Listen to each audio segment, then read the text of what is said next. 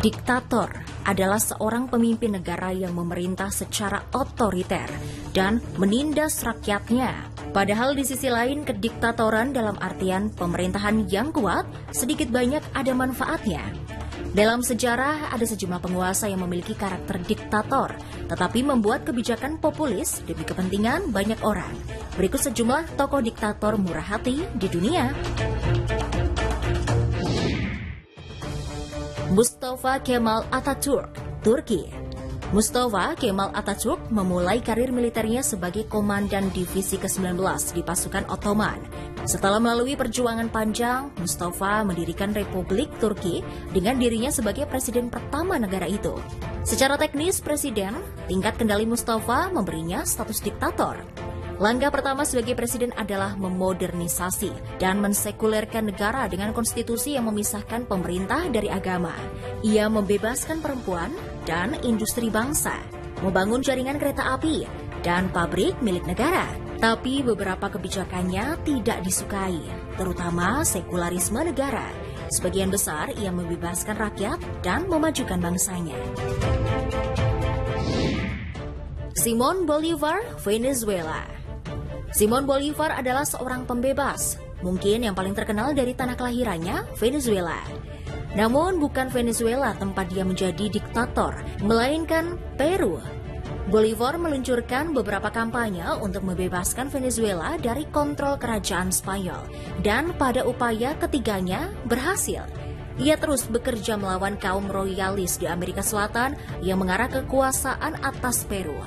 Ideologi politik Bolívar sangat otoriter. Simón percaya bahwa suatu negara membutuhkan pemerintahan kuat atau diktator untuk menjadi yang terbaik. Ia membuat beberapa kemajuan menuju penyatuan negara-negara Amerika Hispanik.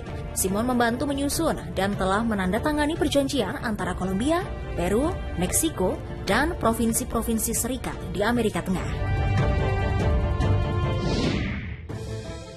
Sir Seretse Khama, Botswana. Khama adalah presiden Botswana yang mendapat dukungan besar dari rakyat sampai kematiannya. Ia mendapat dukungan luar biasa dari sisa pemerintahan Botswana, memberinya tingkat kekuasaan besar dan akan terus memerintah negara itu selama ia masih hidup. Khama adalah orang yang mendorong kemerdekaan Bechuanaland menjadi Republik Botswana. Negara ini mencapai kemerdekaan pada tahun 1966 dan Khama menjadi presiden pertamanya. Selama memimpin, Khama memperkuat ekonomi, menjadikannya yang paling cepat berkembang di dunia. Ia menggunakan sumber daya negara untuk menumbuhkan ekonomi dan kemudian menginvestasikan uang ke infrastruktur, kesehatan, dan pendidikan. Khama menjabat presiden sampai kematiannya pada 1980. Frederick the Great, Prusia. Frederick adalah penguasa Prusia ketiga. Prusia salah satu negara besar di Eropa saat itu. Ia sangat penting dalam menyebarkan dan memperkuat ide-ide pemerintahan yang tercerahkan zaman pemikiran.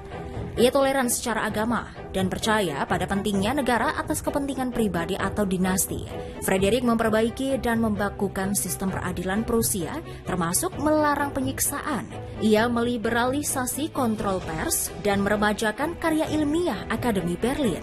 Mendorong perdagangan dengan membangun kanal-kanal, memberlakukan tarif protektif, dan menurunkan tugas-tugas internal. Semuanya sebagai bagian dari pekerjaannya memperkuat ekonomi Prusia. Peisistratos, Yunani. Peisistratos adalah diktator baik hati. Kekuasaannya berlangsung dari 561 hingga 527 sebelum Masehi. Ia diterima sebagai diktator Athena melalui pemungutan suara rakyat Majelis Athena. Peisistratos adalah penguasa populer dan disukai banyak orang. Ia menawarkan tanah dan pinjaman kepada yang membutuhkan. Ia juga menciptakan masa kedamaian dan kemakmuran bagi Athena. Namun setelah kematiannya, putra-putra Peisistratos, Hippias dan Hipparchus mengambil alih. Itu dia beberapa diktator yang kehadirannya justru mensejahterakan rakyat dan negara yang ia pimpin.